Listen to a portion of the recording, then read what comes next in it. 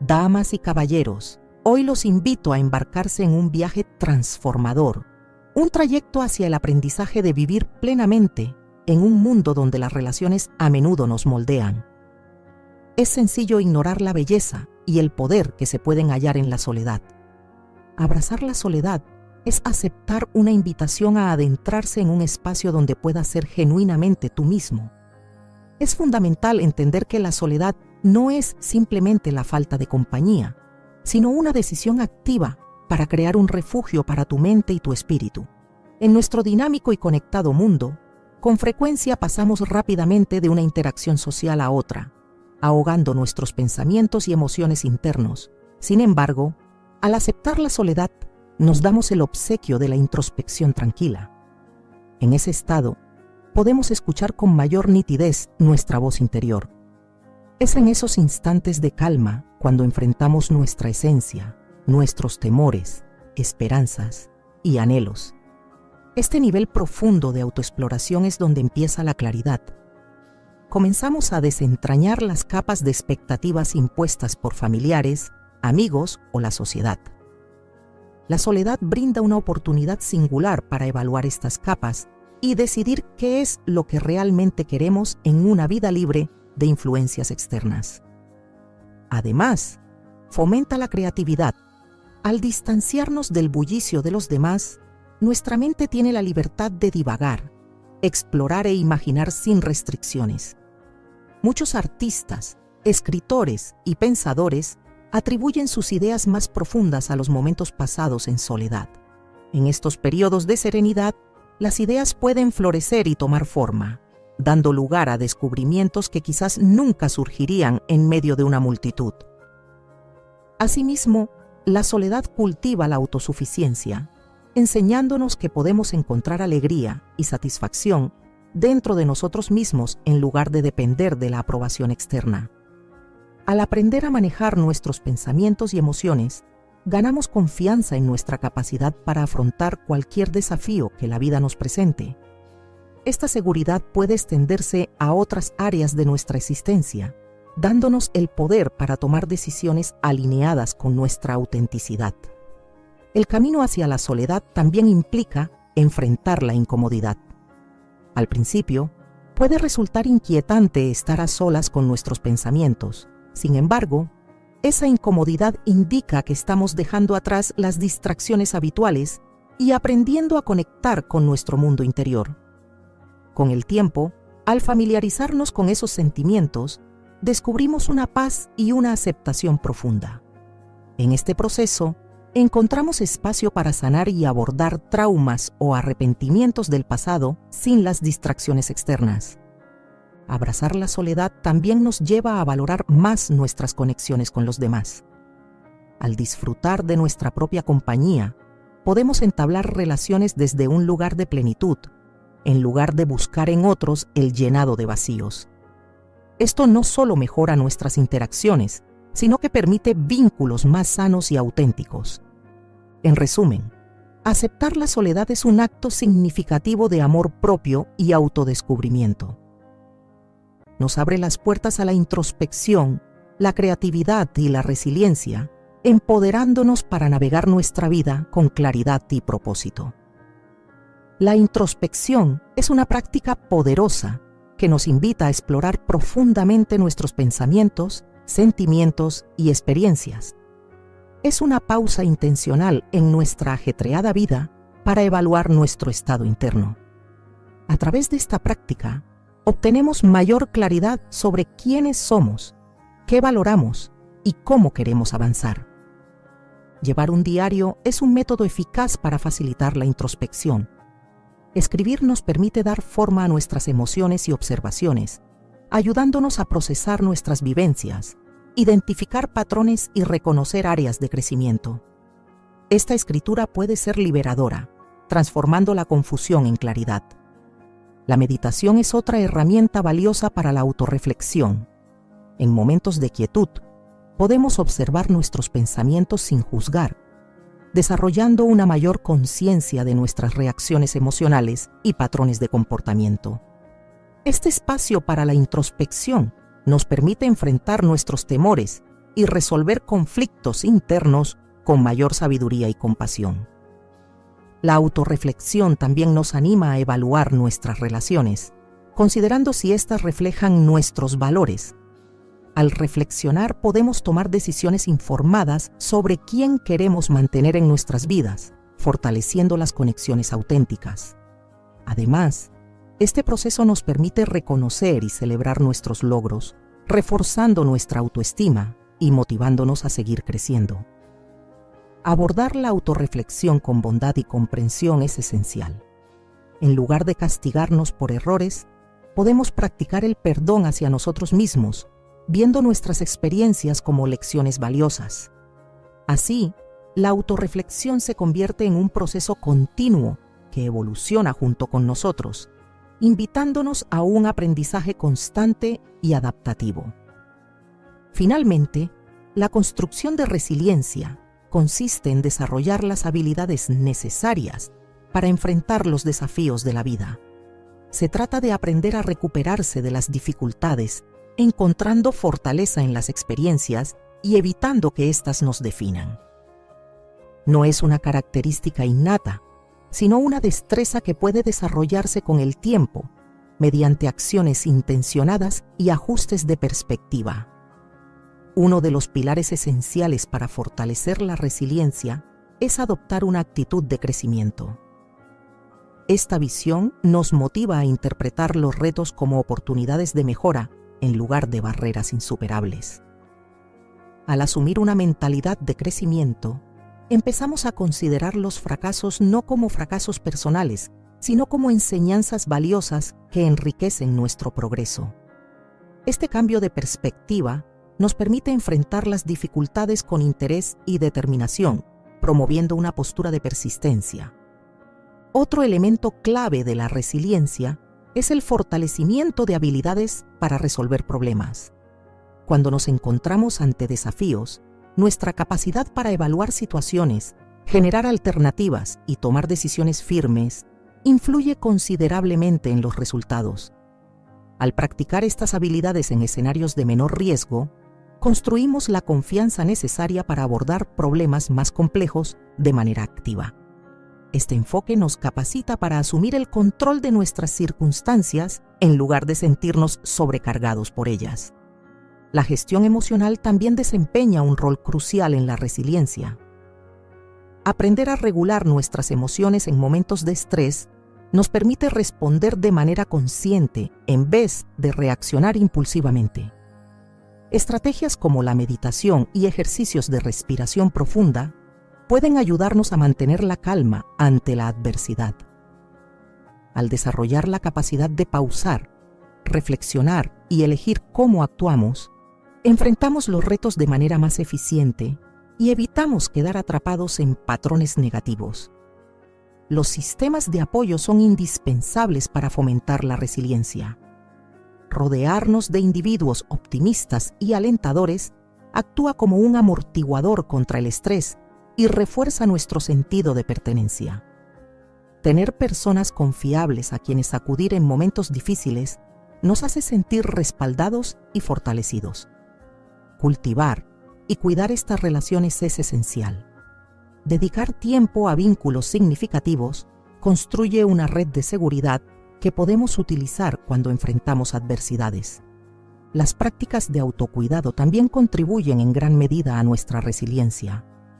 Mantener nuestra salud física, emocional y mental refuerza nuestra fortaleza interna. Esto incluye actividades como hacer ejercicio regularmente, mantener una alimentación equilibrada, descansar lo suficiente y participar en actividades que nos generen felicidad. Al priorizar nuestro bienestar, creamos una base sólida que nos capacita para enfrentar las pruebas de la vida con mayor claridad y fortaleza. Fomentar un propósito en la vida también amplifica nuestra resiliencia. Tener metas claras y un sentido de dirección nos impulsa a superar los obstáculos, ya que el propósito nos otorga un motivo significativo y nos ayuda a mantenernos enfocados en una visión más amplia. Involucrarnos en actividades que reflejen nuestros valores puede profundizar nuestro sentido de propósito, motivándonos a enfrentar los desafíos que aparezcan en nuestro camino. Reflexionar sobre experiencias pasadas es otra herramienta poderosa para construir resiliencia. Tomarnos tiempo para analizar cómo hemos gestionado adversidades previas nos permite reconocer nuestras fortalezas y áreas de mejora. Al observar nuestro progreso, reforzamos nuestra confianza en nuestra capacidad para superar futuras dificultades. Este enfoque introspectivo genera una sensación de empoderamiento y construye una narrativa de resiliencia que podemos recordar en momentos complicados. En última instancia, la resiliencia es un proceso continuo que exige constancia y dedicación. A medida que navegamos los altibajos de la vida, descubrimos más sobre nuestras habilidades y desarrollamos un conjunto de estrategias para perseverar. Al aceptar este camino, no solo nos convertimos en personas más resilientes, sino que también inspiramos a quienes nos rodean a cultivar su propia fortaleza frente a los desafíos. Cultivar la alegría es un acto consciente que implica identificar y nutrir activamente las experiencias y relaciones que nos aportan felicidad. Este esfuerzo requiere dedicación para reconocer lo que realmente nos enriquece, permitiéndonos construir una vida más plena y optimista. La alegría no es solo una emoción momentánea, puede transformarse en un estado duradero. Uno de los primeros pasos para lograrlo es el autodescubrimiento. Comprender qué nos brinda felicidad comienza con la introspección. Reflexionar sobre nuestras pasiones, intereses y valores puede guiarnos hacia aquello que realmente nos llena de entusiasmo. Este proceso puede incluir recordar momentos de felicidad pasada o explorar nuevas actividades que resuenen con nosotros. Al enfocarnos en lo que nos inspira y motiva, podemos integrar más alegría en nuestra rutina diaria. La gratitud desempeña un papel esencial en este proceso. Centrar nuestra atención en lo que valoramos desvía el enfoque de la negatividad. Mantener un diario de gratitud, registrando momentos positivos cada día, puede ser una práctica efectiva. Este sencillo acto fomenta una mentalidad optimista y nos recuerda las riquezas presentes en nuestra vida, por pequeñas que sean.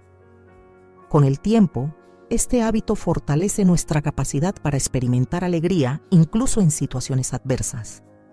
La atención plena potencia nuestra capacidad de disfrutar la alegría. Al practicarla, aprendemos a estar presentes en el momento, experimentando plenamente nuestro entorno y emociones. Esta práctica nos permite apreciar los momentos felices conforme surgen, ya sea el calor del sol, la risa compartida con seres queridos o el deleite de una comida deliciosa. La atención plena nos invita a reducir el ritmo y conectar más profundamente con el presente. Construir relaciones significativas es otro factor clave para fomentar la alegría. Invertir en vínculos con familiares, amigos y comunidades genera fuentes de felicidad compartida. Estas conexiones crean sistemas de apoyo que enriquecen nuestra vida emocional. Participar en actividades alineadas con nuestras pasiones también alimenta la alegría, ya sea a través de hobbies, caminatas, danza o voluntariado. Dedicar tiempo a lo que amamos no solo nos da placer, sino que fomenta nuestro desarrollo personal y expresión creativa. Por último, practicar la autocompasión es fundamental.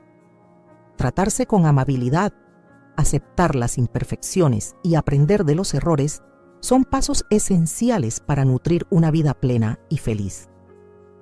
A menudo somos nuestros jueces más severos, lo que disminuye nuestra capacidad para experimentar alegría. Aprender a tratarnos con amabilidad, especialmente en momentos difíciles, fomenta un sentido de aceptación y reduce el diálogo interno negativo. Este enfoque comprensivo nos permite reconocer nuestros logros y valorar nuestra esencia, allanando el camino hacia una vida más plena. Crear un entorno que inspire alegría también es fundamental. Implica diseñar nuestros espacios físicos para reflejar energía positiva y motivación. Rodearnos de objetos que evoquen felicidad, como obras de arte, plantas o recuerdos significativos puede elevar nuestro ánimo y mejorar nuestro estado emocional. La elección de colores y la disposición de nuestro entorno tienen un impacto notable en nuestro bienestar emocional, facilitando la incorporación de la alegría en la rutina diaria. Por último, permitirnos disfrutar de la espontaneidad es una manera deliciosa de cultivar la alegría. Participar en actividades divertidas y dejar que nuestro lado juguetón salga a relucir puede despertar nuestro sentido de maravilla y creatividad. Ya sea jugando, bromeando o simplemente disfrutando de la vida de manera despreocupada, abrazar nuestra faceta lúdica puede romper la monotonía del día a día y expandir nuestra capacidad de alegría. Al integrar estas prácticas en nuestra vida cotidiana, podemos construir un tapiz rico de experiencias que eleven nuestro espíritu y fortalezcan nuestro bienestar. Este viaje hacia la alegría es único y personal, invitándonos a explorar y alimentar los aspectos de la vida que más profundamente resuenan en nuestro interior. Establecer límites saludables es esencial para preservar nuestro bienestar y construir relaciones significativas. Funcionan como una barrera protectora que define dónde terminamos nosotros y dónde comienza la otra persona, aclarando nuestras necesidades y expectativas. Establecer estos límites no es solo un acto de cuidado personal, sino un componente crucial para mantener interacciones positivas con los demás. El primer paso para establecer límites saludables es desarrollar autoconciencia. Comprender nuestras propias necesidades, valores y emociones, así como identificar nuestros desencadenantes, nos permite expresar con claridad lo que nos resulta cómodo y lo que no. Este proceso requiere introspección y honestidad, ya que debemos explorar nuestros sentimientos y deseos sin miedo al juicio. Al reconocer nuestros límites, ganamos la capacidad de comunicarlos de manera efectiva a los demás. La comunicación clara es vital para establecer límites. Es importante expresar nuestras necesidades de manera directa y asertiva, utilizando declaraciones en primera persona para transmitir nuestros sentimientos sin culpar. Por ejemplo, decir, me siento sobrecargado cuando los planes cambian en el último momento, es más constructivo que acusar con siempre cambias los planes. Este enfoque promueve la comprensión y fomenta un diálogo abierto, permitiendo que los demás respondan a nuestras necesidades sin sentirse atacados. Una vez comunicados los límites, la consistencia es clave. Es importante mantenerlos incluso cuando enfrentemos resistencia o incomodidad. Esta firmeza refuerza nuestro respeto propio y demuestra a los demás que tomamos en serio nuestros límites. Aunque al principio puede ser desafiante, especialmente si no estamos acostumbrados a afirmarnos, con el tiempo, esta constancia fomentará el respeto mutuo en nuestras relaciones. Además, es crucial entender que los límites pueden ser flexibles y evolucionar con el tiempo según las circunstancias y nuestro crecimiento personal. Reevaluar y ajustar estos límites cuando sea necesario nos permite ser fieles a nosotros mismos mientras consideramos las necesidades de los demás. Sin embargo, esta flexibilidad no debe comprometer nuestros valores fundamentales ni nuestro bienestar. Respetar los límites de los demás es igualmente importante. Escuchar activamente cuando alguien expresa sus límites y honrarlos sin juzgar fomenta un ambiente de respeto mutuo. Este enfoque fortalece las relaciones y anima a los demás a establecer sus propios límites, promoviendo una cultura de comprensión y consideración mutua. Es importante reconocer que establecer límites puede generar incomodidad tanto para nosotros como para los demás. Las personas pueden reaccionar negativamente, especialmente si están acostumbradas a dinámicas diferentes. Sin embargo, enfrentar esta incomodidad es parte del proceso de crecimiento. Al hacerlo, reforzamos la importancia de nuestros límites y enseñamos a los demás a relacionarse con nosotros de manera más saludable. El autocuidado también juega un papel fundamental en el mantenimiento de límites saludables. Involucrarnos en actividades que nutran nuestro bienestar físico, mental y emocional fortalece nuestra capacidad para mantener límites efectivos. Esto puede incluir prácticas como la meditación, el ejercicio o dedicarnos a pasatiempos que nos traen alegría. Priorizar nuestro cuidado personal nos proporciona la energía y claridad necesarias para afirmar nuestros límites de manera eficaz. Por último, es crucial abordar de inmediato cualquier violación de límites. Ignorarlas puede generar resentimiento y afectar nuestra autoestima. Afrontar estos problemas con calma y firmeza refuerza la importancia de nuestros límites y demuestra nuestro compromiso con relaciones saludables. En resumen, establecer y mantener límites saludables es una habilidad indispensable para mejorar nuestras relaciones y apoyar nuestro bienestar. A través de la autoconciencia, una comunicación efectiva y el respeto mutuo, podemos crear una vida que refleje nuestras necesidades y fomente conexiones significativas. Conectar con uno mismo es un aspecto esencial del crecimiento personal y el bienestar. Implica desarrollar una comprensión profunda de nuestros pensamientos, emociones, valores y deseos, lo que nos permite vivir con autenticidad y propósito. Esta conexión sirve como base para construir relaciones y tomar decisiones alineadas con nuestra esencia. El camino hacia la conexión interna comienza con la introspección. Reflexionar sobre nuestras experiencias y emociones nos ayuda a descubrir nuestro mundo interior. Esto puede lograrse mediante prácticas como llevar un diario, meditar o pasar tiempo en la naturaleza. Estas actividades crean un espacio para explorar nuestros pensamientos lejos de las distracciones diarias, fomentando una comprensión más profunda de nuestras emociones y motivaciones. La autoconciencia es un componente clave de esta conexión. Reconocer nuestras fortalezas, debilidades, desencadenantes y patrones de comportamiento nos permite responder a las situaciones de manera intencional en lugar de reaccionar impulsivamente. Este nivel de conciencia nos ayuda a tomar decisiones coherentes con nuestra verdadera identidad, fortaleciendo nuestra capacidad para enfrentar desafíos y perseguir nuestras pasiones. Establecer una conexión sólida con nosotros mismos requiere también abrazar nuestros valores. Identificar aquello que realmente nos importa, ya sea la creatividad, la familia o el desarrollo personal, nos ayuda a alinear nuestras acciones con nuestras creencias. Esta alineación fortalece nuestro sentido de autenticidad y plenitud al comenzar a vivir de acuerdo con nuestro verdadero ser, en lugar de conformarnos con expectativas ajenas. Cuando nuestras decisiones reflejan nuestros valores, experimentamos un profundo sentido de integridad y propósito.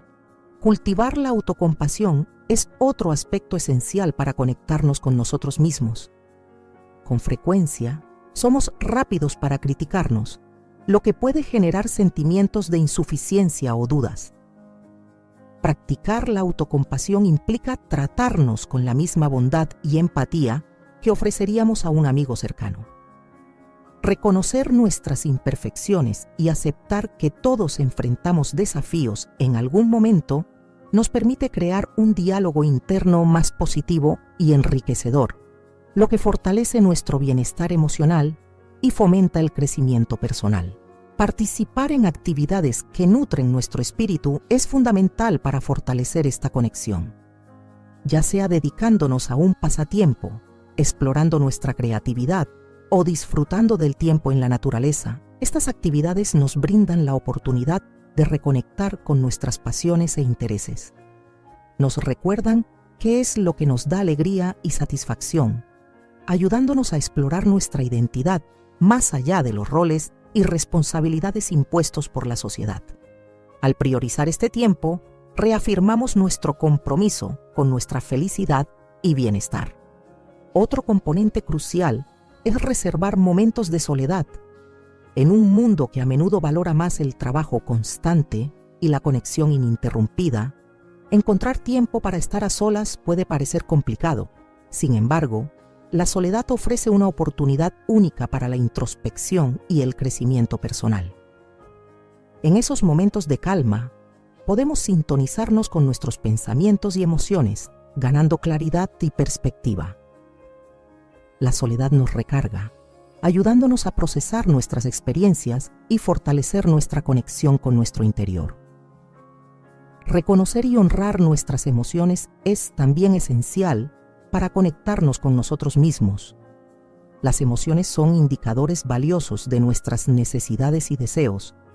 Aprender a escucharlas nos guía hacia una comprensión más profunda de quiénes somos. En lugar de reprimir o ignorar nuestros sentimientos, podemos practicar reconocerlos y validarlos. Esta conciencia emocional fomenta la autenticidad y nos permite expresarnos de manera más plena y genuina en nuestras relaciones con los demás. Construir un entorno de apoyo es igualmente importante. Rodearnos de personas que valoren nuestro crecimiento y autenticidad crea un espacio seguro para la exploración y la vulnerabilidad. Las relaciones saludables nos proporcionan el apoyo necesario para abrazar nuestro verdadero ser, reforzando nuestro sentido de pertenencia y aceptación. Al conectarnos con personas afines, podemos profundizar nuestra comprensión de nosotros mismos mediante experiencias y perspectivas compartidas. Finalmente, aceptar el cambio y permitirnos evolucionar es crucial para fortalecer nuestra conexión interna. A medida que crecemos y aprendemos, nuestros valores, intereses y metas pueden transformarse. Abrazar esta fluidez nos permite estar abiertos a nuevas experiencias y conocimientos, lo que fomenta una conexión más profunda con nuestro ser en evolución. Al aceptar que el cambio es una constante natural de la vida, podemos navegar nuestros caminos con mayor facilidad y resiliencia. La soledad también puede ser una oportunidad para transformar nuestra percepción de esta experiencia emocional común en algo positivo y constructivo. En lugar de considerarla únicamente como algo negativo, podemos verla como una ocasión para el crecimiento, el autodescubrimiento y la conexión interna. Este cambio de perspectiva nos ayuda a aceptar la soledad como una parte inherente de la experiencia humana, en lugar de un peso o un defecto. Comprender las raíces de la soledad es esencial para replantearla. Puede surgir de diversos factores, como el aislamiento social, los cambios en la vida o el ritmo acelerado de la sociedad moderna, que a menudo nos hace sentir desconectados. Reconocer estas causas nos ayuda a identificar los sentimientos y necesidades subyacentes que la soledad puede estar señalando. Así, en lugar de verla como un fracaso personal, podemos entenderla como una señal de que necesitamos reconectar con nosotros mismos o con nuestras prioridades. Cultivar la autocompasión en momentos de soledad es un primer paso importante. Es fácil caer en pensamientos negativos o sentimientos de insuficiencia, pero practicar la autocompasión implica tratarnos con amabilidad y empatía, reconociendo que la soledad es una experiencia humana universal. Al adoptar esta actitud, reducimos la vergüenza y el aislamiento, permitiéndonos aceptar nuestras emociones con mayor tranquilidad. La soledad también puede ser una invitación a explorar nuestro mundo interior.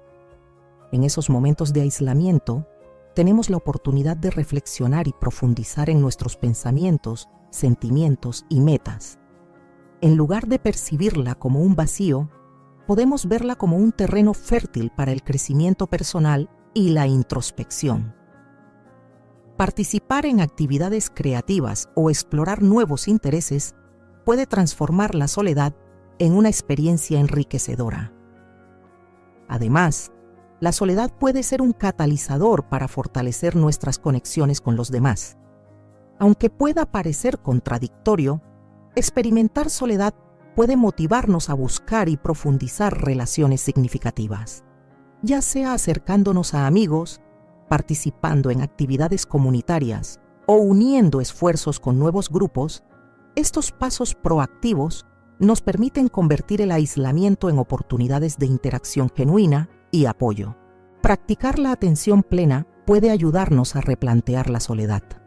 Al estar presentes con nuestros sentimientos sin juzgarlos, podemos observar nuestra soledad tal como es, sin dejarnos abrumar por ella. Esta práctica nos ayuda a reconocer que la soledad es solo una parte de nuestro paisaje emocional, en lugar de un estado permanente. Finalmente, aprender a disfrutar de nuestra propia compañía puede transformar nuestra relación con la soledad. Dedicar tiempo a actividades que nos traen alegría, como leer, explorar pasatiempos o caminar, nos permite encontrar satisfacción dentro de nosotros mismos. Cultivar este sentido de independencia y autosuficiencia enriquece nuestra vida emocional, transformando la soledad en una herramienta poderosa para el crecimiento personal y la felicidad. Transformar nuestra relación con la soledad implica convertirla en una fuente de consuelo y creatividad, en lugar de un símbolo de carencia. Es fundamental diferenciar entre soledad y estar solo. Mientras que la soledad suele asociarse con sentimientos de desconexión y tristeza, estar solo puede ser una decisión para descansar, reflexionar o revitalizarse. Al reformular la soledad como una elección, ganamos el poder de crear experiencias significativas durante nuestro tiempo a solas. Este cambio de perspectiva nos permite apreciar el valor de la soledad como un momento de autocuidado y enriquecimiento personal. Podemos replantear la soledad reconociendo su carácter pasajero. Los sentimientos de soledad son temporales y fluctúan con las circunstancias de la vida. Aceptar que estas emociones no nos definen y que eventualmente desaparecerán puede ofrecernos alivio en momentos complicados. Esta actitud fomenta la resiliencia, recordándonos que poseemos las herramientas y la fortaleza para gestionar nuestro paisaje emocional. Al adoptar esta perspectiva activa, transformamos la soledad en un camino hacia el autodescubrimiento, la conexión y el desarrollo personal. Este cambio nos permite interactuar más profundamente con nosotros mismos y con el entorno, enriqueciendo nuestra experiencia de vida. El empoderamiento mediante la independencia implica desarrollar la autosuficiencia y la confianza en nuestras capacidades para tomar decisiones y manejar la vida según nuestros propios términos. Este proceso abarca la adquisición de habilidades, el fortalecimiento de la mentalidad y la construcción de resiliencia para mantenernos fieles a nuestras creencias y perseguir nuestras metas sin depender de otros o dejarnos influenciar externamente. La independencia no se limita a la autonomía física. Incluye dimensiones emocionales, mentales y financieras que en conjunto contribuyen a un sentido integral de empoderamiento. Un aspecto esencial de este empoderamiento es la autoconciencia. Comprender nuestras fortalezas, debilidades, valores y aspiraciones nos capacita para tomar decisiones informadas y alineadas con nuestra identidad. Esta introspección refuerza nuestra claridad de propósito, permitiéndonos reconocer lo que realmente deseamos. A medida que desarrollamos autoconciencia, también nos equipamos mejor para establecer límites y abogar por nosotros mismos, elementos esenciales para mantener nuestra independencia. Adquirir habilidades prácticas es otro componente vital de la independencia. Aprender destrezas como la comunicación efectiva, la gestión financiera y la resolución de problemas fortalece nuestra confianza y capacidad para funcionar de forma autónoma. Por ejemplo, dominar la elaboración de presupuestos, preparar comidas saludables o adaptarnos a nuevos entornos son pasos concretos que incrementan nuestra autosuficiencia y nos preparan para enfrentar diversas facetas de la vida con seguridad. La resiliencia emocional es igualmente crucial. La vida nos presenta inevitablemente desafíos y contratiempos, y la capacidad de superarlos es esencial para mantener la independencia. Cultivar una mentalidad de crecimiento nos ayuda a ver los obstáculos como oportunidades de aprendizaje y desarrollo, en lugar de barreras insuperables. Este enfoque nos permite manejar los altibajos de la vida con mayor equilibrio, fortaleciendo nuestro sentido de autonomía. Establecer y perseguir metas personales refuerza aún más nuestra independencia. Al definir lo que queremos lograr en áreas como el trabajo, las relaciones o el crecimiento personal, tomamos las riendas de nuestro destino. Este proceso nos impulsa a crear planes alcanzables y a responsabilizarnos por nuestro progreso. Con cada objetivo cumplido, incrementamos nuestra confianza y reafirmamos nuestra capacidad para dirigir nuestras vidas. La soledad también juega un papel clave en la independencia. Pasar tiempo a solas nos brinda la oportunidad de reconectarnos con nosotros mismos, explorar intereses y reflexionar sobre nuestras experiencias sin interferencias externas. Estos momentos fomentan el amor propio y la aceptación, elementos esenciales para sentirnos seguros en nuestra independencia. Al disfrutar de nuestra propia compañía, reforzamos la idea de que somos personas completas y competentes. A pesar de su enfoque en la autosuficiencia, la independencia no significa aislamiento. Rodearnos de una red de apoyo de personas que compartan nuestras metas y valores enriquece nuestro camino. Estas relaciones proporcionan recursos, aliento y perspectivas valiosas, ayudándonos a mantener nuestra independencia mientras cultivamos un sentido de pertenencia. La asertividad es otro componente esencial. Expresar nuestras necesidades y deseos con claridad y confianza, sin temor al juicio o al rechazo, fortalece nuestra independencia. Esta habilidad nos permite comunicarnos eficazmente, establecer límites y defendernos en distintas situaciones, fomentando un entorno donde nuestra voz sea escuchada y respetada. La independencia financiera también es fundamental. Controlar nuestras finanzas nos otorga la libertad de tomar decisiones alineadas con nuestros valores y aspiraciones. Practicar habilidades como presupuestar, ahorrar, invertir y buscar desarrollo profesional nos brinda seguridad y autosuficiencia, reforzando nuestra capacidad para vivir de manera independiente. Por último, priorizar el autocuidado es indispensable en el camino hacia la independencia. Cuidar nuestra salud física, emocional y mental nos proporciona la energía y el enfoque necesarios para alcanzar nuestras metas. Participar en actividades como el ejercicio, la meditación o pasatiempos gratificantes refuerza nuestra resiliencia y bienestar general. En esencia, el empoderamiento mediante la independencia es un viaje multidimensional que integra autoconciencia, adquisición de habilidades, resiliencia, establecimiento de objetivos y una red de apoyo.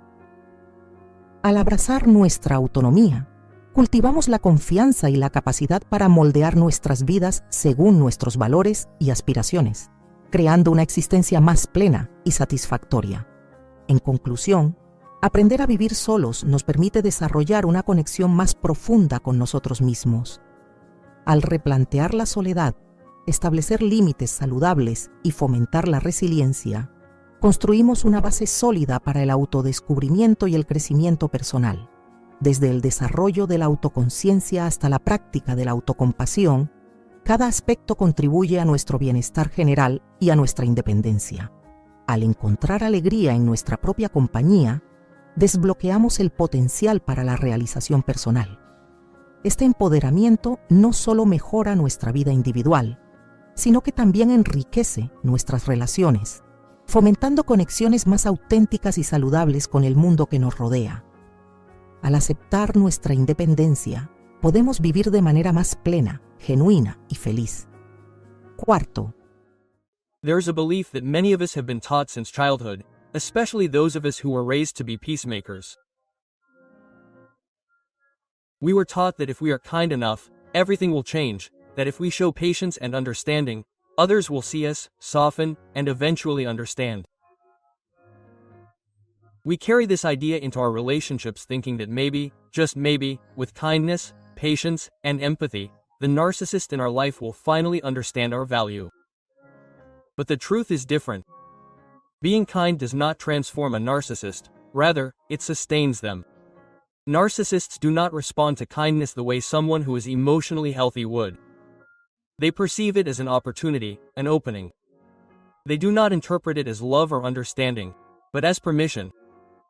Permission to manipulate, to distort reality, to continue taking advantage. And this is where many get caught up in trying to connect with someone who does not want connection, but rather control. Kindness is one of the most beautiful human traits. It smooths over rough edges, heals wounds, and opens hearts. It is a language of love, grace, and dignity. Many of us were raised to believe that kindness is the answer to conflict, pain, or even cruelty, that if we love enough or wait long enough, eventually the hurtful person will stop hurting us. But here's the hard, delicate truth. Kindness is powerful, yes, but it's not a cure for abuse. I'll say this again because some of us need to hear it twice. Kindness is not a cure for abuse. It doesn't cure emotional abuse, psychological manipulation, or control disguised as concern. It doesn't break the cycles of blame, and distortion of reality that often accompany narcissistic behavior. When kindness is applied in a healthy relationship, it creates growth, trust, and connection. But in an abusive dynamic, especially with someone who thrives on power, kindness can become a tool they use against us. Your kindness becomes their justification. You're overreacting. You're too sensitive. If it were really that bad, you wouldn't still be here. Your compassion becomes a leash they tighten just enough to keep you from walking away. Not because kindness is weak, but because abusers exploit it. Narcissists don't seek connection, they seek control. They don't respond to kindness with reflection, they respond with strategy. They interpret your forgiveness as forgetfulness, your empathy as resistance, and your silence as surrender. This doesn't make your kindness wrong, it makes their response dangerous. We must unlearn something fundamental. You are not responsible for another person's healing, especially if they are the one hurting you.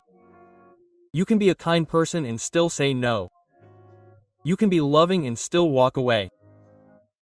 You can be compassionate and still refuse to allow someone to use your heart against you. Kindness is a gift, but when it is given without limits, it becomes a sacrifice. You don't need to sacrifice yourself to demonstrate your love. You don't need to stand in harm's way to validate your loyalty. You don't have to shrink to make others feel great. Kindness is powerful, but you are even more powerful when you learn to combine it with courage, clarity, and consequences. That's where real healing begins. Not when we keep pouring kindness into someone else's broken cup, but when we say, "This is enough, I deserve better." There's a temptation to believe that narcissism is just a misunderstanding, that if we communicate better or explain more clearly, the person will eventually understand. But the reality is that narcissism is not a passing mistake or a one-off bad day. It's a pattern, a deeply ingrained way of seeing the world, of relating to each other, and of protecting themselves. This pattern repeats itself over and over again. The charm, the manipulation, the grandiosity, the distortion of reality, the silent punishment, the transferred guilt, the emotional distance disguised as concern. It's not just how they act towards you, it's how they interact with everyone around them, how they keep their fragile sense of self intact, keeping others insecure and off balance. Understanding that narcissism is a pattern changes everything. It means that the problem isn't you, that your confusion and pain aren't because you didn't love enough or explain enough. It's not your fault. It also allows you to see something else. It's not going to change just because you want it to, or get better with more kindness, patience, or explanations. This pattern is deeply rooted in fear and self-protection. It's a survival mechanism they built from a young age to protect themselves from pain and shame. We can have compassion for that, but compassion doesn't mean excusing or tolerating hurt. It means understanding the why without accepting the what. The what is the repeated hurt, the control, the emotional roller coaster. The why is the fear, the emptiness, and the fragile ego. The crucial thing is that even though the pattern is theirs, your response is yours. You can try to fix it and continue to suffer, or you can acknowledge the pattern and protect your heart. You can try to rewrite their story or write your own. You can wait for change, or you can set boundaries that demand respect. Recognizing narcissism as a pattern brings you clarity, frees you from confusion, and restores your power. Because when you understand that it's not a misunderstanding, you stop blaming yourself, you stop explaining yourself, and you start choosing yourself. That's where the healing truly begins. Empathy is one of the most valuable and profound qualities we possess as human beings. It's the ability to put ourselves in another person's shoes, to perceive their pain, to understand their story, even when it's complicated or difficult to accept. Empathy is what connects us, what allows us to love deeply, forgive generously, and bridge the differences that separate us. However, empathy has its limits.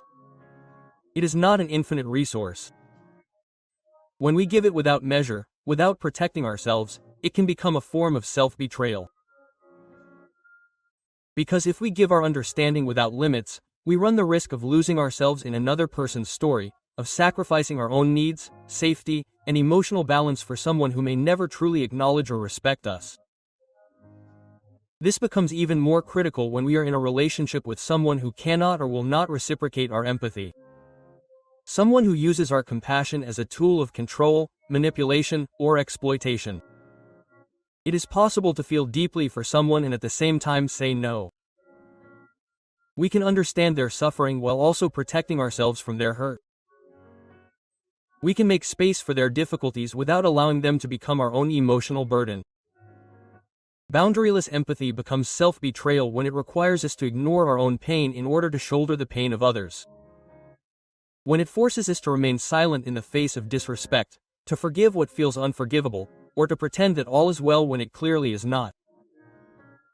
It's that silent voice inside us that says this is not right. But we silence it because we're afraid of being perceived as selfish or insensitive.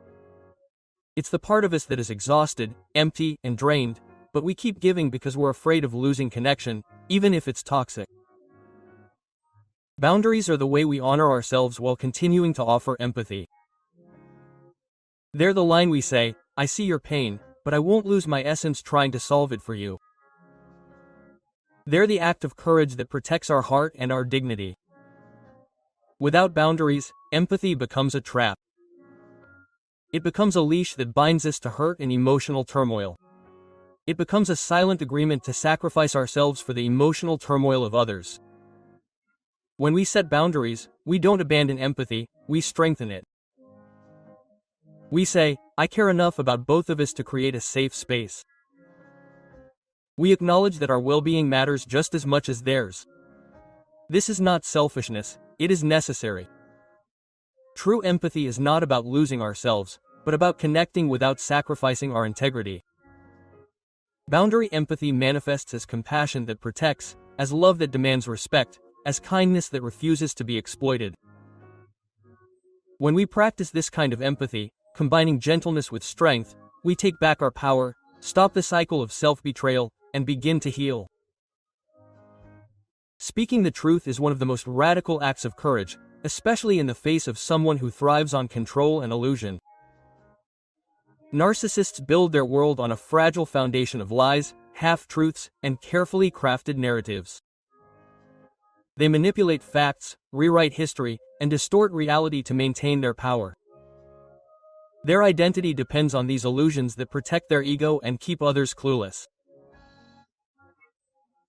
When we speak our truth, we lift the curtain, exposing the cracks in their carefully constructed facade, and that, even if done gently and respectfully, is profoundly disruptive. Truth-telling is not about yelling or blaming, it is not about seeking revenge or humiliation. It is an act of clarity, of naming what really happened, of refusing to accept distortions as reality. It is reclaiming our own story from the chaos. In speaking our truth, we give ourselves permission to be seen as we are with our faults, fears, and vulnerabilities. We refuse to allow the narcissist's version of events to erase our experience, and we affirm our reality in a world that has tried to deny it. Narcissists hate mirrors, they hate anything that honestly reflects their behavior. Telling the truth holds up that mirror and forces them to face what they did, if only for a moment. It disrupts their control, their manipulation, their power. For us, telling the truth is an act of liberation. It breaks the cycle of confusion, self-doubt, and emotional manipulation. It helps us rebuild our sense of self-worth and dignity. However, speaking honestly also requires courage. It can bring retaliation, denial, anger, or attempts to silence us. That's why this act of courage isn't easy. It requires standing firm in our own experience, even when the world pushes us to give in.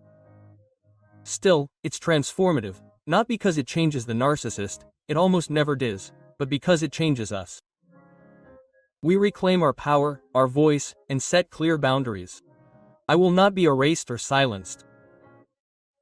By speaking our truth, we begin to dismantle the lies that have held us captive and create space for authentic connections with those who respect our reality. One of the hardest truths to accept is that we cannot fix someone who benefits from staying broken. This is especially painful when it's someone we love who is trapped in patterns of narcissism, manipulation, or emotional abuse. We want to believe that if we love them enough, support them enough, or understand them enough, they will heal, face their pain, and choose to change. But the truth can be harder. They may not want to change. Their pain may be comfortable for them, and their habits of control and manipulation may be too important to let go of. Accepting this does not mean stopping loving, but recognizing that our love should not come at the cost of our own lives and well-being. Sometimes we are confronted with people who seem trapped in their own pain. People who consciously or unconsciously hold on to their suffering. Many times they remain broken because their brokenness feels familiar in some way. Not because they want to cause harm or act cruelly, but because their pain provides them with a sense of safety. It is something familiar, a terrain they can control. Their state of vulnerability allows them to avoid responsibility, justify their actions, and protect themselves from emotional exposure. For them, true healing would involve stepping into the unknown, letting go of the narrative they have constructed to define their identity, and facing uncomfortable truths that demand difficult changes. But those changes require courage, and in many cases that courage is not present. That's why no matter how much patience, love, or effort you put into it, you will not be able to transform someone who thrives on staying broken. Trying to explain, support, or save them will not break the pattern. And this is not a failing on your part, but rather the inherent complexity of human relationships. When someone thrives on your pain, it acts as a survival mechanism, not a moral failing. Your role is not to fix them, but to protect yourself. Recognizing when your efforts have ceased to be healing and have become enabling is essential. It's also important to understand when your love ceases to be a bridge to mutual respect and becomes a lifeline to their dysfunction. This is where boundaries become indispensable. Boundaries say, I see your pain. I care about your healing, but I will not lose my essence in the process. Choosing to walk away or stop trying to fix someone else's life is a profound act of self-love. While painful, it is also liberating. It gives you space for your own healing. It allows you to reclaim your time, your energy, and your dignity. Paradoxically, when you stop trying to change someone who benefits from remaining broken, you often open up the space for change to be possible, not because you forced it, but because you stopped sustaining the pattern that kept them intact. You cannot give from an empty cup, you cannot carry the weight of someone else's refusal to grow without ending up exhausted. The greatest gift you can offer yourself and others is acceptance. Accepting that you cannot fix them, that change is their choice, and that you deserve to live whole, healthy, and free. When we are caught in the cycle of trying to change someone, especially if they are a narcissist or manipulative person, it is easy to lose sight of what is most important. Real change begins with choosing yourself. This is not selfishness or arrogance. It is an act of radical courage and self-respect. For too long, you may have put your needs, your voice, and your well-being on the back burner, hoping that your patience, your love, or your kindness will change the other person. But the truth is, no external effort can heal what only you can heal from within. Choosing yourself means acknowledging your pain, accepting your wounds, and giving yourself permission to feel what you feel without guilt or judgment. It means setting boundaries, not to punish others, but to protect your soul. It means reclaiming your time and energy from those who drain them without reciprocity, prioritizing your mental, emotional, and physical health. Choosing for yourself transforms your life because it puts the power back in your hands. You stop reacting to the chaos, manipulation, or neglect of others and begin to live proactively for your peace, growth, and happiness. By choosing yourself, you not only change your relationship with others, but with love and connection in general. You begin to attract people who are more in tune with you, come to you, respect you, and honor your boundaries. You cultivate relationships based on authenticity and mutual care. You live a life marked by courage, resilience, and self-compassion. Real, lasting, and meaningful change does not begin with fixing others or expecting them to change. It begins with the radical act of choosing yourself. Choosing yourself means being whole, free, and authentic, even when it's hard. Being kind and patient will not transform a narcissist. Kindness, while powerful, does not cure abuse.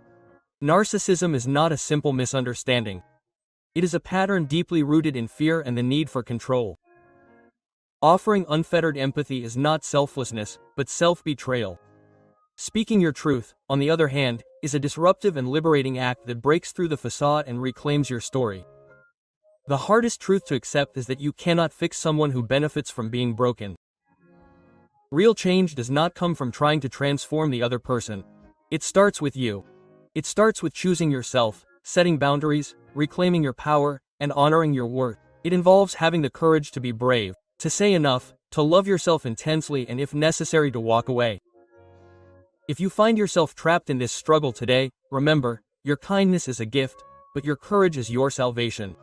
Your empathy is strength, but your boundaries are your armor, your truth is power, and choosing yourself is the first step towards freedom.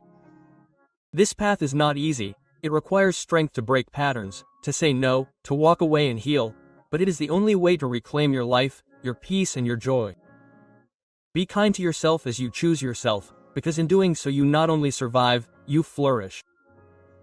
Learning to prioritize yourself is not an act of selfishness, but a deep commitment to your well-being.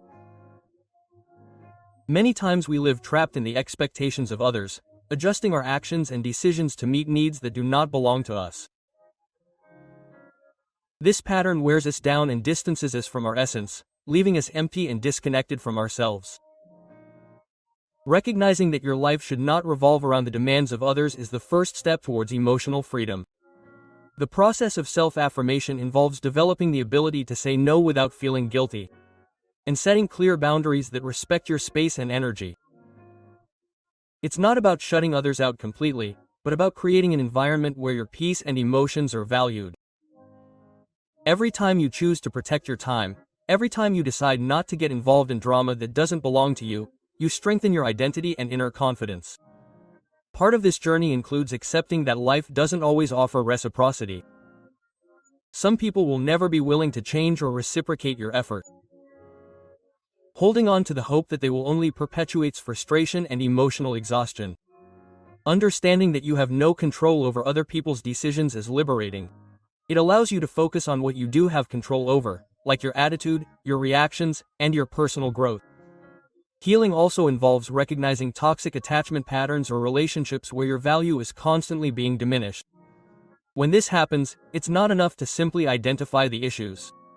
It's essential to take action to protect your integrity. This may involve distancing yourself, redefining the relationship, or in some cases cutting ties altogether. Every step you take toward protecting your emotional space strengthens your self-esteem and teaches you that your well-being is non-negotiable. Likewise, learning to manage your emotional energy is essential. It's not just about limiting contact with those who drain you, but also about taking care of how you invest your time, thoughts, and emotions. This means surrounding yourself with people who contribute, inspire, and respect your authenticity.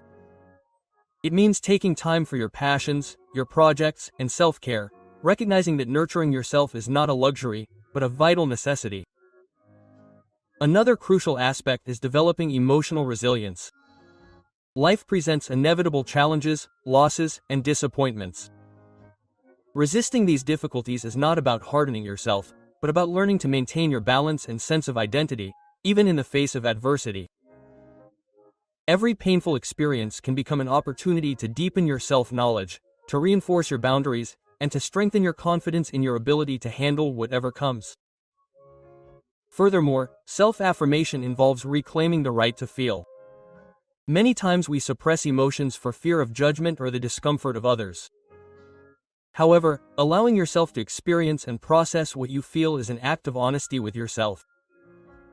Sadness, anger, or frustration are signs that your inner self needs attention. Ignoring or dismissing them only prolongs the discomfort and feeds cycles of emotional disconnection. Acknowledging your emotions and giving them space allows you to release them and move forward with greater clarity and lightness. Finally, building a life centered on your own growth requires courage to face loneliness and uncertainty. Leaving harmful relationships or situations can be terrifying, because often the fear of emptiness binds us in a familiar, yet harmful way. However, chosen solitude is a creative space where you discover your strength, your purpose, and your ability to enjoy your own company. In that space, every decision you make is aligned with your well-being and values, and not with external expectations or the need for approval. In conclusion, prioritizing yourself, setting clear boundaries, managing your emotional energy, and embracing your emotions are fundamental pillars to living authentically and fully. True emotional freedom does not come from changing others, but from changing them. True emotional freedom comes not from changing others, but from changing them. Taking responsibility for your own life. It is a journey of self-knowledge, courage, and self-love that, although challenging, leads you to a state of deep and sustained well-being. Every action you take to protect your inner peace, every decision to prioritize yourself over what does not nourish you, is a step towards a more conscious, fuller, and more authentic life. There is an idea that many of us have internalized since childhood, especially those of us who were raised to keep the peace. We were taught that if we are kind, understanding, or patient enough, the other person will change. We believe that with enough dedication and affection, someone will eventually see us, value us, and soften their behavior. However, the reality is much more complex and often painful. Being kind does not transform a manipulative or controlling person. Many times, it only sustains their behavior and gives them more tools to maintain power. People with narcissistic tendencies do not perceive kindness in the same way as someone who is emotionally healthy. For them, kindness is not interpreted as love or empathy, but as an opportunity, an open door to continue manipulating, to justify their control, or to continue getting what they want without reciprocation. That is why we so often get trapped in relationships where we try to connect with someone who is not looking for real connection, but rather domination. Kindness is one of the noblest traits of being human. It can soften hearts, heal wounds, and foster genuine bonds. Many of us were raised believing that patience and affection could resolve conflict or stop hurtful behavior. But the harsh truth is clear. Kindness does not cure abuse. It does not stop the psychological manipulation and cycle of guilt, gaslighting, and control that accompanies narcissistic people. When we apply kindness in healthy relationships, it flourishes and strengthens trust. But when we direct it towards someone who thrives on abuse, our generosity can backfire on us. Our giving becomes an excuse for them to continue their patterns. Your patience becomes a justification, your forgiveness a safe passage to continue hurting, your silence a sign of surrender. This does not mean that being kind is wrong. It does mean that in the wrong hands, your kindness can be manipulated. It is essential to unlearn certain beliefs. You are not responsible for another person's healing, especially if they are the one causing you harm. You can be a loving person while also setting clear boundaries, saying no, and walking away when necessary. Compassion does not mean allowing others to use your heart as a weapon. Kindness is a valuable gift, but without limits it becomes a sacrifice, and no one should sacrifice their well-being to demonstrate love or loyalty. It is not necessary to diminish oneself in order to make another feel great. True strength lies in combining kindness with clarity, courage, and consequences. Only then does true healing begin, not when we continue to give love to someone who can never reciprocate in a healthy way. There is a false illusion that narcissism is a misunderstanding, that if we explain our emotions better or communicate more clearly, the person will change. But narcissism is not a passing mistake or a bad day. It is a persistent pattern, an ingrained way of perceiving the world and relating to others in order to protect a fragile self. This pattern repeats itself constantly. The superficial charm, the manipulation, the grandiosity, the gaslighting, the emotional detachment wrapped in apparent concern. It is not an isolated act, it is a script that they know perfectly well and that they apply to everyone around them. Recognizing that narcissism is a pattern and not an isolated incident changes your perspective entirely. It means that your confusions, pain, and self-doubt are not your fault. Understanding this also helps you understand that it will not change just because you want it to, nor will it improve with more patience or explanations. This behavior is based on a survival mechanism built in since childhood to protect yourself from pain and shame. Compassion can exist, but it does not mean tolerating hurt. It means understanding the why without accepting the what. The what is repeated hurt, control, and emotional babe. The why is fear, insecurity, and vulnerable ego. The pattern is theirs, but your response is yours. You can try to fix it and continue to hurt yourself, or you can acknowledge the dynamics and protect your heart. You can rewrite your story instead of trying to rewrite theirs. You can expect change or set boundaries that demand respect. Understanding narcissism as a pattern gives you clarity, frees you from confusion, and gives you your power back, because when you know it's not a misunderstanding, you stop blaming yourself and start prioritizing yourself. And that's where true healing begins. Empathy is one of the most valuable capacities we possess as human beings. It's the ability to put ourselves in another person's shoes, to perceive their pain, to understand their story, even when it's complicated or painful. Empathy connects us, allows us to love deeply, forgive generously, and bridge differences that could divide us. However, empathy is not an infinite resource. When we give it without limits, without protecting our well-being, it can become a form of self-betrayal.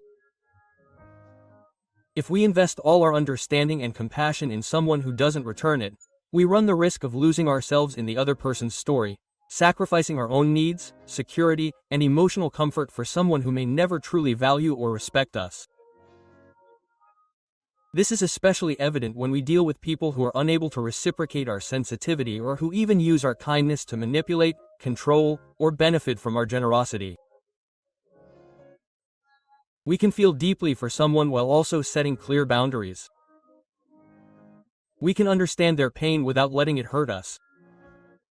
We can be with their struggles without becoming their emotional punching bag. Boundless empathy becomes self-betrayal when it forces us to ignore our own suffering in order to shoulder the suffering of others. When it demands that we remain silent in the face of disrespect, forgive what we feel is unforgivable, or pretend that all is well when we know it is not. It is that inner voice that whispers this is not okay, but that we often silence for fear of seeming insensitive or selfish. It is the part of us that feels drained and empty, but keeps giving in for fear of losing connection, even if it is toxic. Setting boundaries is a way to honor ourselves while continuing to offer empathy. It is the line that defines that we see the pain of another, but will not sacrifice our soul trying to fix it for them. It is an act of courage that protects our heart and our dignity. Without boundaries, empathy becomes a trap, a leash that binds us to dysfunction and emotional harm, a silent pact to sacrifice ourselves for the chaos of another. Practicing empathy with boundaries means combining gentleness with firmness. It means offering compassion without allowing it to be used against us, loving without losing our self-respect, and being kind without tolerating abuse. When we achieve this balance, we reclaim our power, break the cycle of self-betrayal, and begin to heal. Speaking the truth is another fundamental act of courage, especially in the face of someone who manipulates and seeks to control. The reality is that some people build their world on lies, half-truths, and carefully crafted narratives. They manipulate facts, distort history, and create illusions to maintain their power. Their identity depends on these falsehoods that keep their ego intact and others destabilized. When we speak our truth, we remove the veil and show the cracks in their facade. This is not about yelling or blaming or revenge. It is about clarity. To name what really happened, to refuse to accept distortions as reality, is to reclaim our story, to affirm our experience in the face of a world that seeks to deny it. In doing so, we disrupt their control and manipulations and free ourselves from the cycle of confusion and gaslighting. Speaking truthfully, however, requires courage because it often leads to resistance, denial, or even retaliation. The manipulator may escalate their tactics to silence us. That's why speaking our truth isn't easy. It requires standing firm in our experience, even when others pressure us to bend. But it's a transformative act because it shifts our power and gives us back our voice, setting a boundary that makes it clear we will not be erased or silenced. One of the hardest truths to accept is that we cannot change those who benefit from remaining hurt. This is especially painful when someone we love is trapped in patterns of manipulation, emotional abuse, or self-centeredness. We want to believe that if we love them enough, support them enough, or understand them deeply enough, they will be able to heal, acknowledge their pain, and choose to transform. But the reality can be different. Some people do not want to change and, in their own deterioration, create a space that keeps them trapped in harmful behaviors. Accepting this does not mean abandoning compassion, but rather recognizing that our responsibility ends where the autonomy of the other begins. Our mission is not to repair the other at our own expense, but to take care of our integrity, protect our heart, and build relationships where respect and reciprocity are real. Understanding this is the first step to freeing ourselves, regaining our strength, and beginning a process of true healing. Sometimes people remain trapped in their own pain without realizing it, and this condition feels strangely comfortable to them. It is not necessarily that they want to hurt others or act with malice, but that their vulnerability is familiar to them. Their fragility is a refuge that gives them a distorted sense of control. It allows them to dodge responsibilities, justify their actions, and protect themselves from feeling exposed. True healing would involve delving into the unknown, questioning the story they have built around their identity, and facing uncomfortable truths that could radically transform their lives. That leap requires courage, and many times that courage is not present. That's why no amount of patience, support, or external effort will be enough to force them to change. Trying to save them, convince them, or guide their growth can become a futile effort that wears down the one offering it. This is not a personal failure, it is the complex reality of the human condition. When someone benefits from remaining wounded, their resistance to change functions as a survival mechanism rather than a moral failing, although it also becomes an obstacle to their development. Your role is not to fix them. Your responsibility is to protect yourself, to recognize when your help stops being healing and becomes an enabler of their disorder, and to understand when your affection is sustaining their imbalance instead of building a space of mutual respect. Setting clear boundaries becomes essential. Boundaries are a way of saying, I see your pain, I care about your well-being, but I will not sacrifice my integrity to help you. Choosing to step back and stop trying to fix another's vulnerability is an act of radical self-love. It is painful, yes, but it is also liberating. It allows you to reclaim your time, your energy, and your dignity. Interestingly, stopping the attempt to fix the irreparable sometimes creates a space where change can happen on its own, not because you force it, but because you stop holding on to patterns that perpetuate dependency. You can't give what you don't have. You can't carry the weight of another's refusal to grow without breaking yourself. Accepting this reality is a gift to both yourself and others. Accepting that you can't change them, that their evolution is up to them, and that you deserve to live whole, healthy, and free. When we get caught up in the illusion of changing someone else, especially a manipulative or narcissistic person, we forget that true transformation begins with you. Choosing yourself isn't selfish or arrogant, it's an act of courage and respect for your own life. For too long, you may have put your needs, your voice, and your well-being on the back burner, hoping that your patience or affection will bring about change in the other. However, no external action can heal what only you can recognize and transform within yourself. Choosing yourself means attending to your own pain, acknowledging your wounds, allowing yourself to feel without guilt or judgment. It means setting boundaries not to punish, but to protect your essence. It involves reclaiming your energy and time from those who consume them without reciprocity, prioritizing your emotional, mental, and physical health, and learning to say no when necessary and yes when it aligns with your values and well-being. This decision is transformative because it gives the power back to you. You stop living reacting to the chaos, manipulation, or neglect of others and begin to live proactively for your own peace, growth, and happiness. Choosing yourself not only changes your life, it also changes the way you relate to others. You attract people who recognize, respect, and value your limits. You build connections based on authenticity and mutual care. You live a life marked by courage, resilience, and self-compassion. Real, lasting, and profound change begins here. It doesn't come from trying to change others, or fixing what's broken, or expecting someone else to rewrite your story. It begins with the radical act of choosing yourself, deciding to be whole, free, and authentic, without apologies or compromises.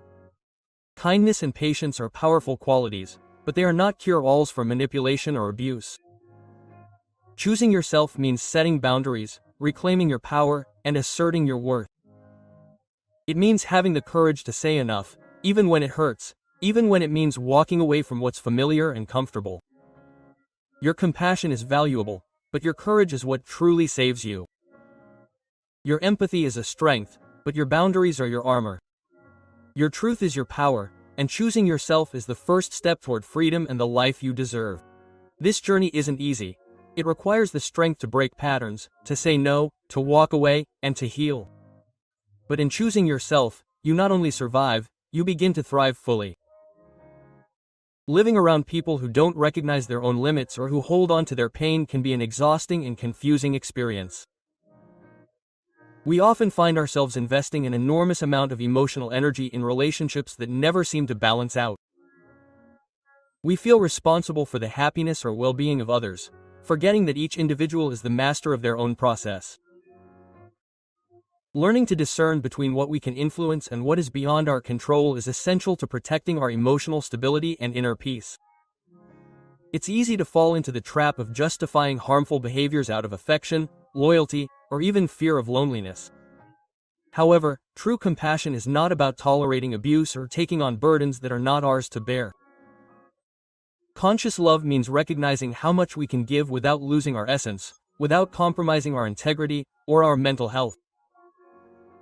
This awareness requires introspection, honesty, and, above all, the willingness to look head-on at the toxic dynamics that surround us.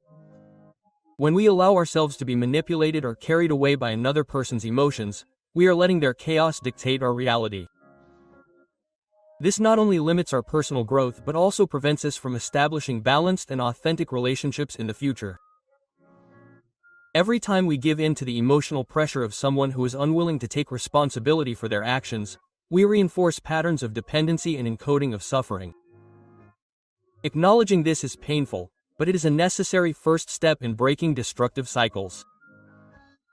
Part of this process involves accepting that we cannot change the way others cope with their own challenges.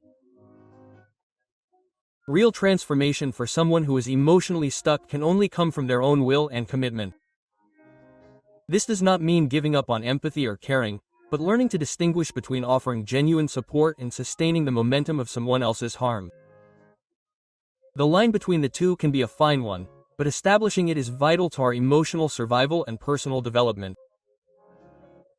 As we come to understand that we are not responsible for the growth of others, we also discover the importance of surrounding ourselves with people who value and respect our time, energy, and essence. Healthy relationships are those in which there is reciprocity, mutual respect, and space for both individuals to grow without compromising their identities. Learning to identify those who enrich us and those who drain us becomes an act of self-awareness and self-care. Another fundamental aspect is emotional resilience. Maintaining clear boundaries and acting firmly in the face of behaviors that harm us requires strength and perseverance. It is not about hardening our hearts or isolating ourselves, but rather learning to protect ourselves with empathy and clarity. Resilience not only allows us to survive difficult interactions, but also to flourish in our personal, professional, and emotional lives. It teaches us that we can maintain our humanity without falling victim to the inconsideration of others. Deep and conscious self-care then becomes an essential pillar. This includes acknowledging our emotions, attending to our needs, and establishing routines that strengthen our overall well-being.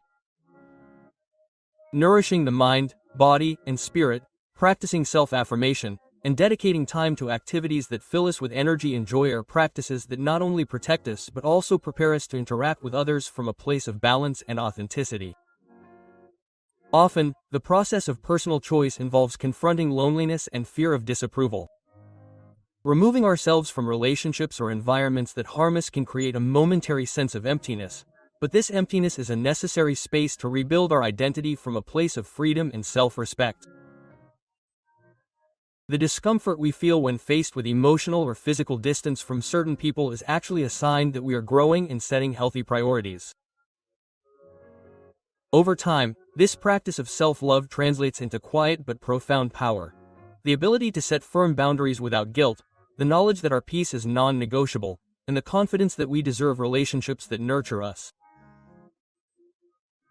We learn to say no when necessary and to say yes only when our decisions align with our deepest well-being and values. This kind of commitment to ourselves redefines the way we relate to others and allows us to live with greater clarity, freedom, and purpose. Ultimately, understanding that our lives do not depend on the approval or change of others gives us back the authority over our own narrative. Every choice we make to protect and nurture ourselves brings us closer to a fuller, more authentic existence. It frees us from the burden of trying to fix what we can't control and allows us to invest our energy in cultivating meaningful relationships, enriching experiences, and a healthy emotional state. True transformation then begins within with the courage to prioritize our own integrity and well-being and to build a life where our peace, dignity, and joy are the foundation of everything we do. Learning to live with emotional awareness is a profound and ongoing journey. It's not just about acknowledging what we feel, but also understanding how our emotions interact with our decisions, our relationships, and our perception of the world. Many people spend years avoiding their most uncomfortable feelings, believing that ignoring them makes them more bearable, but the truth is that this avoidance only accumulates tension and internal confusion. Each unattended emotion acts as a silent weight that ends up influencing our behavior in subtle but powerful ways. Accepting our emotions as they are, without judging them or trying to change them immediately, is a revolutionary act of self-care. It means recognizing that anger, sadness, fear, or frustration do not make us weak or flawed, they make us human. When we learn to observe these emotions without identifying completely with them, we discover that we can respond to circumstances more consciously rather than reacting automatically. This ability allows us to make decisions that are more aligned with our values and the life we truly want to build. Part of this process involves recognizing the patterns we have developed to protect ourselves. We often grow up in environments where learning to survive means ignoring our needs, prioritizing the expectations of others, or minimizing our pain. These self-protective habits can be useful for a while, but if we maintain them indefinitely, they end up limiting our growth and our ability to establish authentic relationships. Identifying these patterns requires courage because it forces us to look head-on at experiences that we might prefer to forget. Deep self-awareness is not a luxury, it is a necessity for living fully. It involves asking ourselves difficult questions. What situations make me feel drained or resentful? When am I acting from a place of fear rather than clarity? Which relationships nourish me, and which ones are constantly draining me? Answering these questions helps us build an emotional map that guides our choices, preventing us from unknowingly continuing harmful cycles. As we delve deeper into this self-awareness, we also discover the importance of radical authenticity. Being authentic doesn't mean expressing any thought without a filter, but rather acting in a way that is consistent with how we feel and our principles. It requires integrity and commitment, especially in a world that often rewards conformity and complacency. Every time we allow ourselves to be our true selves, without masks or justifications, we strengthen our self-esteem and create a healthier emotional environment around us. Another crucial aspect is learning to manage emotional energy consciously. Many people don't realize how much they consume their daily interactions, absorbing other people's tensions, frustrations, and dramas as if they were their own. Learning to separate what is ours from what belongs to others is a vital skill. This does not mean becoming numb, but rather setting clear boundaries that allow us to engage in a conscious and balanced way.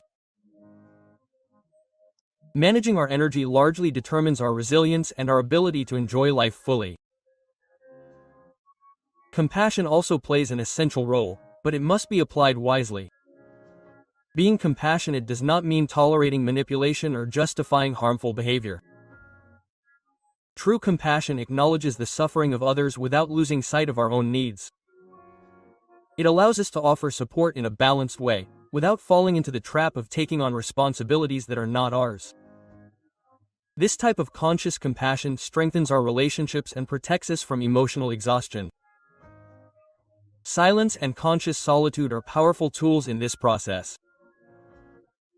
Temporarily removing ourselves from noisy environments or people who drain our energy gives us space to listen to our deepest needs. Introspection is not an act of selfishness, but a way to reconnect with our essence and rediscover what truly matters. In solitude, we learn to recognize internal patterns, reflect on our decisions, and prepare ourselves to face the world from a place of inner strength and clarity. Furthermore, it is important to recognize the relationship between our thoughts and our emotions. The mind plays a central role in how we interpret our experiences and how we respond to them. Identifying limiting beliefs, unfair self-demands, or negative narratives allows us to question and transform them. We cannot control everything that happens around us, but we can choose how to interpret it and how to respond. This awareness frees us from the feeling of being trapped by external circumstances and gives us back authority over our emotional life. Finally, personal growth requires consistency and patience. It is not a linear or rapid process. Each step forward is accompanied by setbacks and challenges. The key is to maintain coherence with ourselves, to practice self-empathy, and to celebrate each small step towards emotional freedom. Learning to live mindfully, to set clear boundaries, to prioritize our peace, and to nurture our authenticity is a path that transforms not only our individual experience but also the way we relate to others. Ultimately, choosing to live with emotional awareness means reclaiming our own life.